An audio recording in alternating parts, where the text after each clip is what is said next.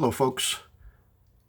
I've been asked to produce a video concerning personality disorders, and so that's what this one is about, personality disorders. There's a lot of misunderstanding about personality disorders. There are actually 10 different ones, but one of the things that makes it difficult to understand these is that there's a lot of problems with validity and reliability in diagnosing these because a lot of the symptoms overlap. And because, technically speaking, you have to get the input from the people who surround this person that you're evaluating in order to see what the impact is of their behavior might be on them. So the diagnostic criteria are seemingly straightforward, but as we move through this, which is likely to be 2 videos, I want you to think about how it might be difficult to tell one from another in some cases, okay? So what is a personality disorder? Good question. So personality refers to the sum total of our very core, our thoughts, our feelings, our behaviors, all of the things that we would assign to what a personality might be. And each of us has a unique combination of those various things. And when we talk about disorder, we're talking about something that's not gone right, something that's not quite working well. So a personality disorder is someone who has some kind of mix-up in their thoughts, feelings, behavior, generally all of them, that is long-standing and which invades the way in which they interact with other people to a significant degree, such that their relationships are difficult, tenuous, absent in some cases, conflicted. And that's why we have to get input from the people that surround them to really make an appropriate diagnosis. Anyway, personality disorders have a number of other characteristics. They depart from cultural expectations, okay? They are pervasive. They exist in all places, not just at work, not just at home, but everywhere. They may be more obvious in certain contexts, like at work they may be less obvious, whereas at home their behaviors may be more obvious. And they are very inflexible. So these are folks who really don't have a skill set that extends beyond the confines of the personality disorder itself, okay? All right, they cause emotional distress, usually for themselves, but not always. There are a couple or 3 that really are problems for the people around them, mostly. In all cases, they're problems for the people around them, at least eventually. When they are severe, there is often very poor insight. They can have poor insight in any level of severity, but when they're severe, it generally is consistent with there being poor insight. That is to say, they don't realize that this is a problem that they have. In fact, in personality disorders, they often blame other people. They blame other people routinely. More on that later. And they don't want to change their behavior. Their behavior change is very much resisted, yes? And almost invariably, while there may be signs and symptoms earlier in childhood that this kind of problem may develop later,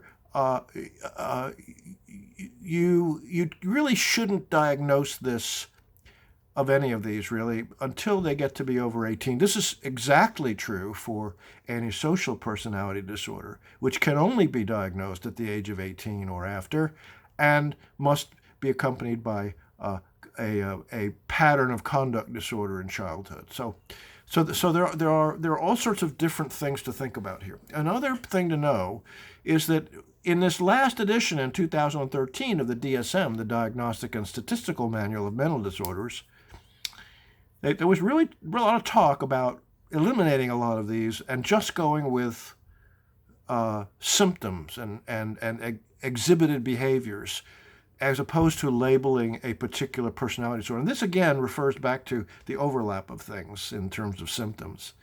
I think the next edition of the DSM will, in fact, do that. They may allow some to stand. They may allow, for example, antisocial to stand. It's up in the air at the moment. Okay.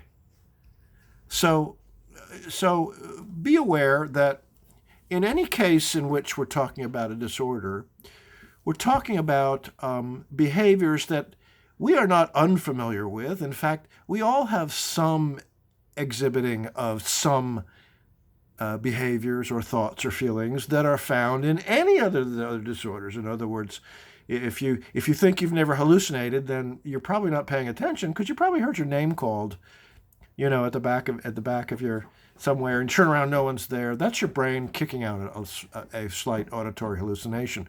Well, in the case of personality disorders, we're talking about a bunch of things that are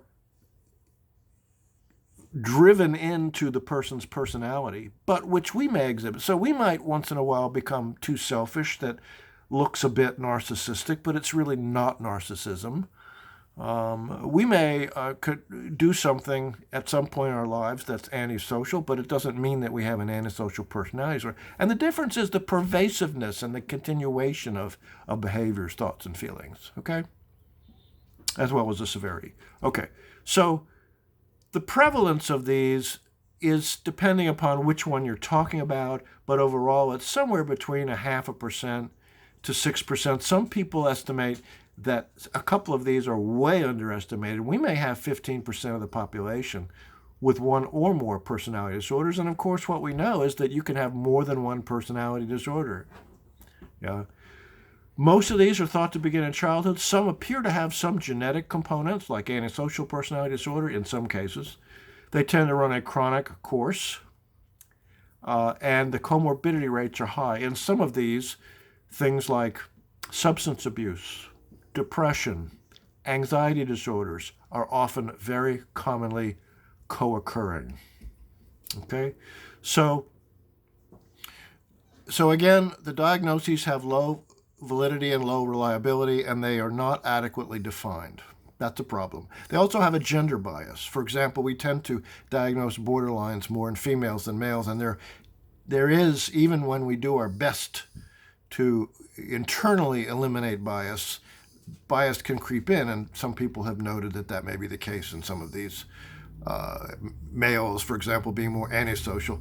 So there's a history behind this as well, yeah, okay. Okay, so there's 3 clusters. 1, 2, 3 clusters.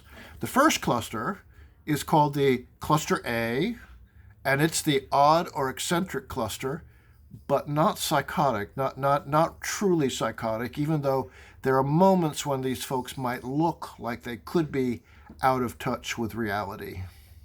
Okay? The first one of these is the paranoid personality disorder. Paranoids are very much anxious people. In fact, they may very easily also have an anxiety disorder attached to them as a co-occurring disorder. They distrust virtually everyone with the exception of close family. They assume malevolent intent in others' behaviors. They often have a grain of truth in this anxiety about what this person might mean by what they say or do or what might happen, but it's a small grain. And they're very hypersensitive to negative evaluation. They really don't like that. In this way, they look a lot like narcissists. I think that may go overlooked sometimes. Anyway, the second one is schizoid.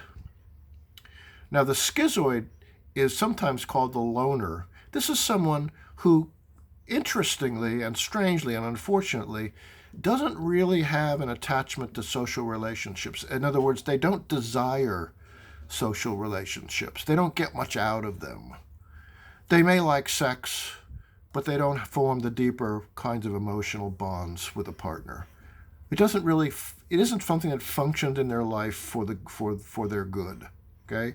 And they have a very restricted range of emotional expression on average. They can also be depressed, but even if they weren't depressed, they kind of look somewhat depressed. Yeah?